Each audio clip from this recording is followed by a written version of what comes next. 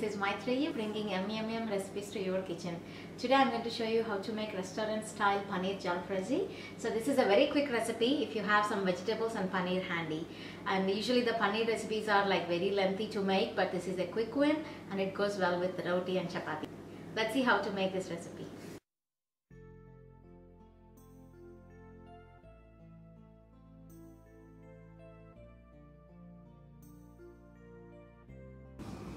So first you have to heat the pan and add some oil to it.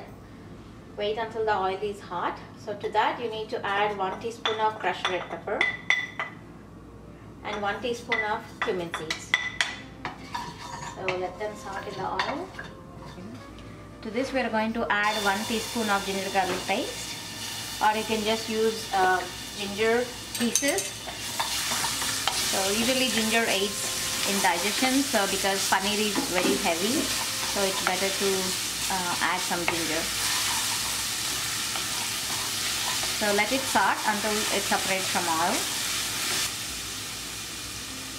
So to this now we are going to add tomato puree. So you can use the store-bought puree, or you can just make puree at home. Today I just made puree at home. You have to just use the cluster or juicy tomatoes to make the puree. Cut 2 tomatoes and let it saute in the non-stick pan and just grind that when it is cooled off. Then you get this puree. So let it simmer with all the spices for about 1 minute. After 1 minute you need to start adding the spices to this puree. So first I'll start with some turmeric powder, and then some red chili powder, some coriander powder, and some salt. So give it a quick stir. So the key thing in this recipe is you have to make a good masala with the tomato puree and then like all these spices in it. So mostly the paneer dishes are like you know them as like gravy recipes, where you mix with a lot of cream and then make a gravy and then dip the paneer in it. But this is a little bit different than the usual recipe. So you need to make the masala, which is very thick, and then you saute the paneer and rest of the vegetables with this masala. So it's going to be a little dry than usual paneer recipes. So it looks like our tomato gravy is getting thick. As you can see, the tomato puree is getting stuck to the pan, so that's the indication that it's becoming thick. So to this now we're going to add sliced green chili and then some sliced white onions. So today in this recipe I'm going to use red capsicum and cauliflower and tomatoes in addition to paneer, the additional vegetables. But alternatively you can use carrot or beans or peas, but if you use those you need to make sure that they are semi-boiled or semi-cooked. To get the restaurant style, the critical ingredient you have to use is Kasoori Methi. So this is nothing but the dry fenugreek leaves, so you have to take it and then just crush them in your palms and then just add it. So it gives a very nice creamy flavor to your paneer dishes. So it looks like our onions are coated with the puree. So now I'm going to add rest of the vegetables. So here I'm using cauliflower. I've already microwaved these for about 2 minutes so that these are semi-boiled. So give it a quick stir so that they got coated.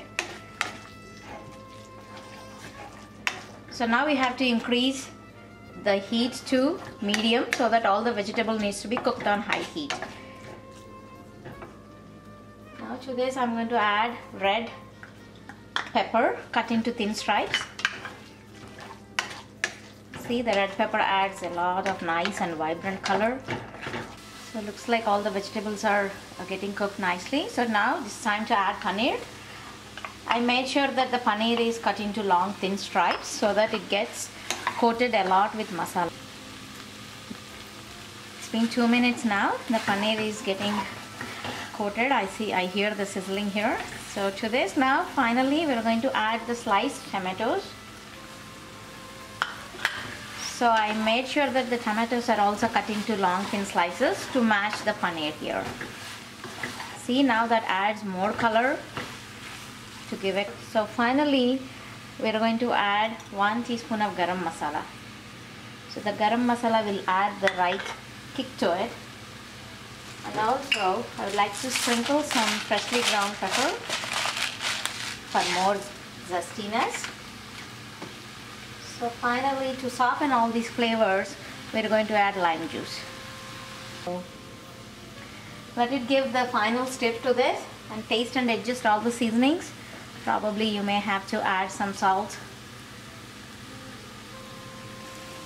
So looks like now the dish is ready. So let me switch it off and transfer this to the bowl. Okay, I have transferred the curry here into the bowl. See, the recipe is very simple, and then if you have all the vegetables and paneer handy, it could be a quick win whenever those special guests arrive. So now let's give a taste test to this. It looks delicious, like the paneer, cauliflower and the vegetables. They're all cooked very nicely. So when you serve, you can just like sprinkle some onions on top to give that extra kick, because we added the lime juice. So I'm going to eat that with the roti.